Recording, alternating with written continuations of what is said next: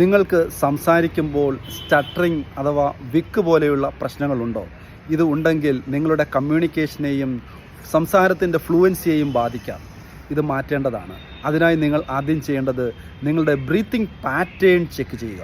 Mouth breathing, chest breathing, ഷാളോ breathing, ഇത് മൂന്നും abnormal breathing ആണ്. ശരിയായ ബ്രീത്തിങ് എന്ന് പറയുന്നത് ഡയഫ്രമാറ്റിക് ബ്രീത്തിങ്, അബ്ഡോമിനൽ ബ്രീത്തിങ്. ഇതിനു വേണ്ടി പ്രാക്ടീസ് ചെയ്യുക. നിങ്ങളുടെ സംസാരത്തിന് ഫ്ലുവൻസിക്ക് പ്രശ്നമുണ്ടെങ്കിൽ ഈ ബ്രീത്തിങ് പാറ്റേൺ പരിശീലിക്കുക.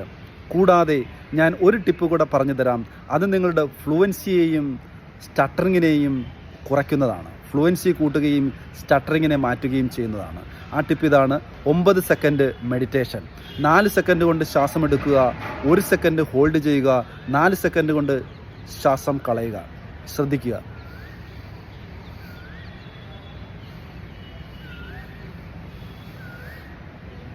ഇതാണ് 9 സെക്കൻഡ് മെഡിറ്റേഷൻ.